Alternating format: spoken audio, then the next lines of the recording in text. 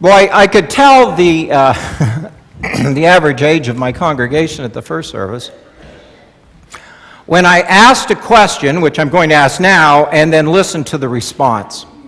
You'll get it in a minute. I said, how many of you have cut the cord?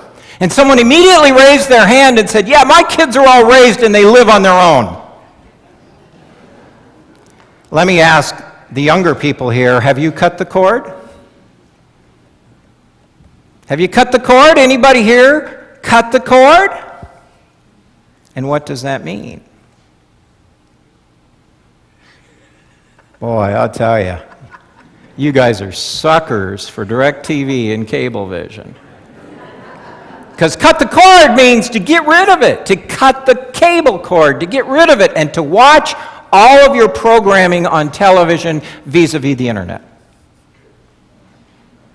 Have you cut the cord? You're thinking about it right now, because it's going to go down 90% if you do that. We're thinking about cutting the cord. We're working on it.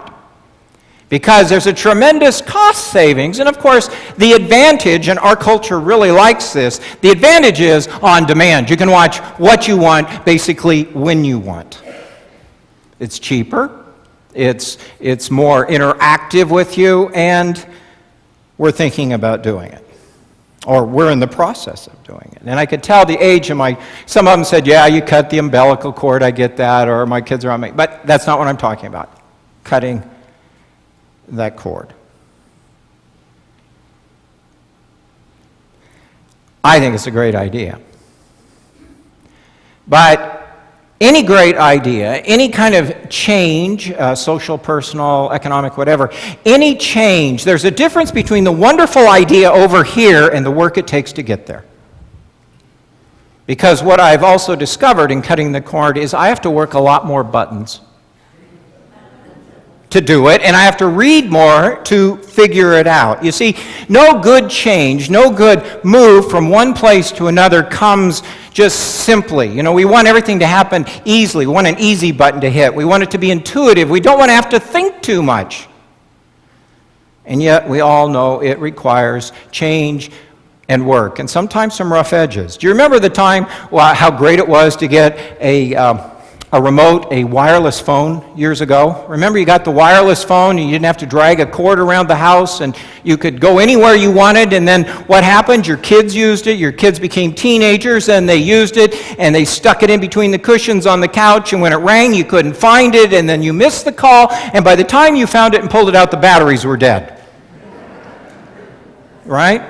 Or when I was a kid, the microwave, it was going to revolutionize the kitchen. Do you remember that? It was going to change how we cook and how we eat.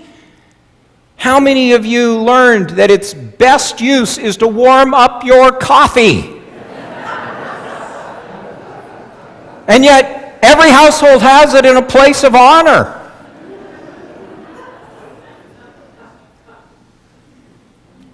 And now we have lights and appliances. You can work from your smartphone. My daughter showed me the other day, she has a smart crock pot. Yeah, you think I'm kidding, don't you? She says, you know, it's the best thing. I can be at work and I can turn it on and the crock pot starts when I want remotely. Wow, yeah, look at that. They're already writing it down to rush out to Target. You see, we have all these kinds of things that are going on. It's an amazing world we live in, you know, but it doesn't come without challenges. No matter how wonderful these shifts in our lives may be, our culture, they require work to understand and to apply them. And sometimes, you know, I'm very resistant to it. I'm very resistant. I remember in an automobile, a digital speedometer drove me crazy because, you know, I don't keep a steady foot, and it's always going up and down. And when you got ADD, it's a big distraction, you know. I see that thing going up and down like that. A speedometer is much better, right? Okay.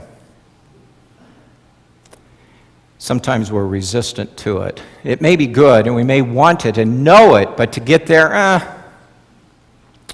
not so much. Which really helped me to empathize with the scripture that was read this morning. Usually when we read scriptural texts, the first thing I do, and maybe you do, is we identify with Jesus. What Jesus said, what Jesus did, how did Jesus look, how did Jesus react, that's where our minds go. We've been trained to do that. But when I read this text, what I empathized with were the people in the congregation. I empathized with them. They were all jazzed about what Jesus read. Wow, this is one of our own. He's getting up and he's reading, and we love these texts. From Isaiah, they give us hope, they give us promise. That's the kind of world I want. That's the kind of society it is from Isaiah that we get that famous passage that is used again and again and again by politicians, a city on a hill. That's the world we dream of. But to get there, And then Jesus says, well, I'm not talking about it anymore. Today it begins. Today it is fulfilled in your midst. The Jubilee year is here. And all of a sudden the crowd goes from yay to, yeah, this is Joseph's son. He doesn't know what he's talking about. That dad, he was just a laborer. And they decide that rather than be challenged and listen to this message and possibly pick it up and carry it out into the world, they say it's easier to carry Jesus out into the world and take him to the edge of the city and throw him off the cliff.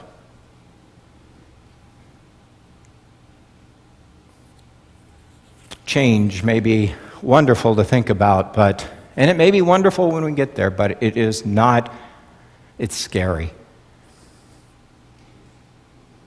I mean, I like the idea of having my debts forgiven. Don't you? But forgiving the debts of others? That's a different story. I like it when the law works for me. Those people. I like it when the law works for me, but when the law is working against me, then I try and find a way around it. You ever been pulled over by a police officer for speeding? Do you look out and say, yep, I was going 20 miles an hour, give me the ticket? Do you ever do that, or do you come up with an excuse? My son, years ago, pulled somebody over going down First Avenue North rather fast in a brand new BMW, and the first thing the woman said was, well, it's a new car and I'm not used to it. And my son said to her, it's a new car, the speedometer probably works pretty good.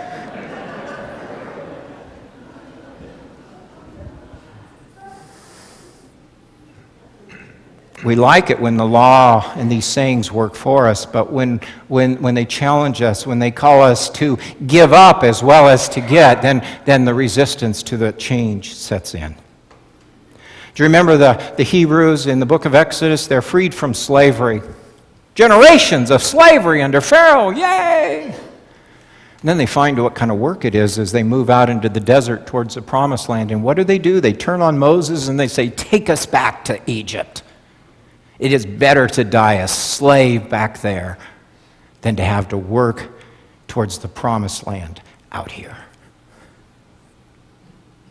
Better to perish in the wilderness than to have to figure things out for ourselves. Oh man, my TV has so many buttons. I'd sooner die than have to figure them all out. And the truth is, if you don't figure them out, you just might die. If you don't keep up, because, you might not like change, but change happens. Not all change is good. It's just inevitable. It's just inevitable.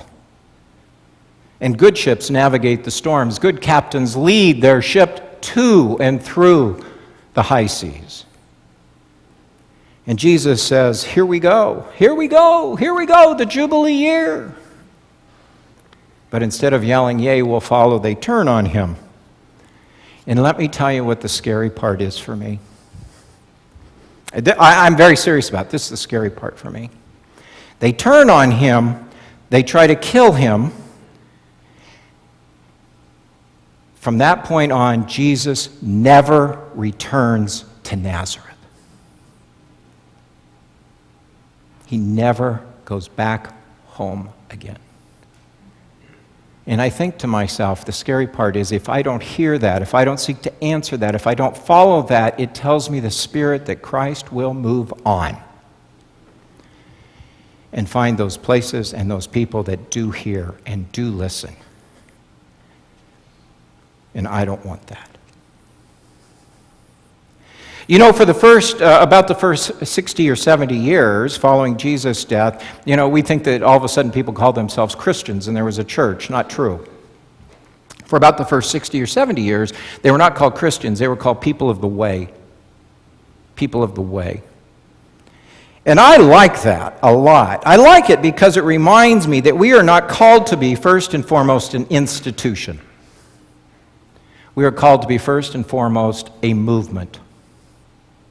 And there is a significant difference between an institution and a movement. An institution is about gaining, maintaining, and wielding power, but a movement is about inspiring people, influencing society, and changing lives. In the Old Testament, as long as they had the Ark of the Covenant and they traveled in the tabernacle and they set up the tent and they moved around, they didn't have near the problems they did when they settled in and built a temple in a big capital city.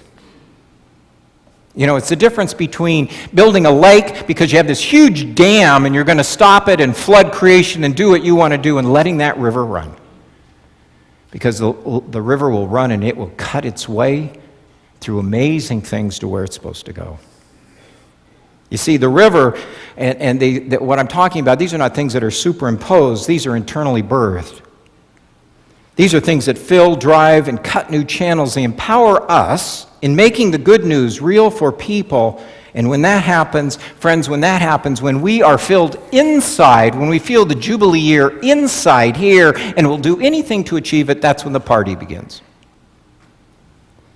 That's when the party begins. You step out of your fear and into faith. Let me share a few statistics regarding church and faith in our culture today. I want to share a few things with you. Less than 7 in 10 baby boomers and older identify these days with being Christian. Only 36% of millennials, these are people born after the year 1977, only 36% identify with being Christian. 11% of those identify with mainline Christianity, which is Presbyterians, Episcopal, United Church of Christ, Presbyterian, only 11%. And if you think other churches are doing better, evangelicals are only at 20%. 25% of the adults in the United States who were raised in the church now have no connection.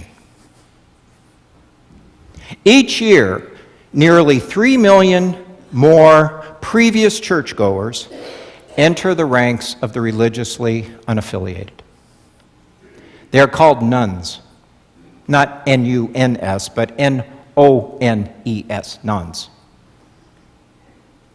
And since 2010, the negative opinion of the church among millennials has grown by 20%.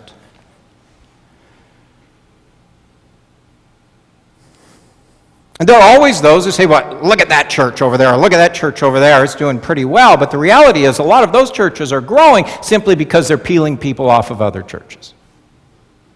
As other churches small, people shrink, people go to different churches because the statistics of non-Christians becoming Christians in this country is minimal.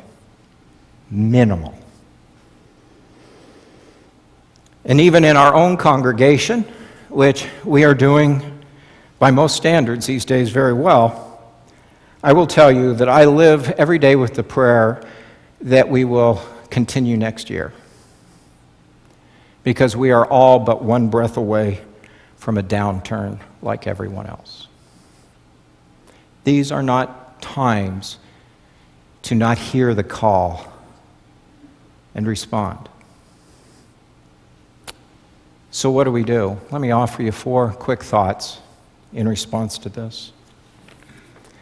I think the first thing that all of us need to do is you can no longer turn a deaf ear to what's going on and the ways in which we might need to alter how we do ministry in the midst of change.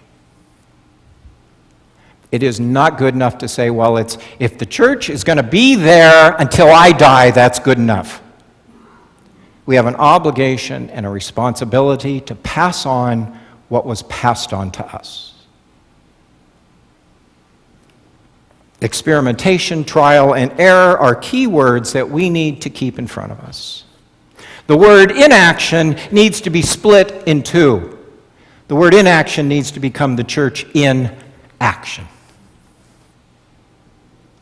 And that requires our personal involvement and support. There's no other way around it. Which brings me to my second thought, and that is, it's not good enough to come to church, you have to be the church. This is a gathering of people. The church is really you, doing and being and acting out there. The church is you responding to your call and your investment of commitment of time and of resources. To believe is to give. And to not do that is to contribute to the church's slow but sure demise. You know, we give to those things that are important of our time and our resources. And if it's not important, it's not important. It's not important. I want to tell you, let me just deviate. Do I have time? Do I have time? Okay. I was going to take it anyway. Just thought it'd be polite to ask. At my 8:45 service several weeks ago, I was sitting up here with Guillermo. We were waiting, and the doors open here because people come in. And as often, not often, but numerous times happens, we often get strangers, and by that I mean homeless people, who show up right before worship, and it's a good time to catch one of us and to get help. I understand that. And I don't mind doing that. It's just that right before you're becoming to start worship, you'd like them to just wait, right? And respond everywhere. Man showed up at that door, and I'm sitting there, and Kim is telling me he wants to talk to me, and my mind starts clicking immediately to, well, you know what, he wants this, he wants that, and can he just wait? And I'm doing all that. Very, very persistent. She finally walks across the channel and says, he wants to talk to you now. It's quite obvious to me we're not starting this service till I talk to him. So I go over to talk to him, and he says, I want to give you this. And he puts $225 cash in my hands. And I said, what's this about? He said, people need the church, and I want to help. And I said, what can I do for you? He said, nothing.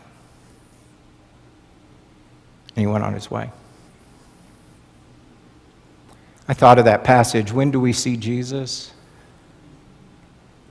You know, when do we see Jesus? I think I saw him that day. No connection to this church. Never seen him before, probably never see him again. Be the church. Be the church. The world needs the hope and good news that we have.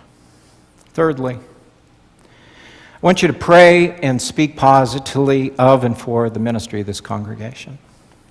You know, you may worship elsewhere or whatever, but remember that we are all brothers and sisters, and there is nothing that the evil one likes more than for Christians to speak poorly of one another or of the church. It's just more fuel for those people out there who already look at us with disdain.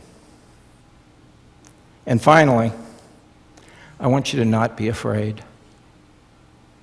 These are times that fear is breeding at an exponential level out there. Do not be afraid. Christ says that again and again and again. Do not be afraid, because fear kills anything in its path. Ask a stockbroker. They'll tell you more money is made in a crash of a market than is made in the rise of a market, because when people panic, it is Katie bar the door. Every day when I get up on my desk, one of the first things I see is a sign that says, let your faith be greater than your fear. Let your faith be greater than your fear. And I suspect if I need to hear that every day, then maybe all of us do. So I started with a question. Well, I'm going to end with one. I'm going to end with a question. So how many of you would like to go back to this? You remember those? What are they called? Yeah, you remember those. How many of you would like to go back to this? And yet I can remember my grandparents complaining about the cost of what it was going to be to replace that thing and everything else. How many of you would go back to that? Cut the cord. Cut the cord. Permit yourself in faith and service to move on. Believe me, I know it's not easy. I know, believe me, what a difficult path cutting the cord is. But to not cut the cord might just entail a much greater cost with an increasingly diminishing return than to not. And I can't believe that any of us would wish to buy into that.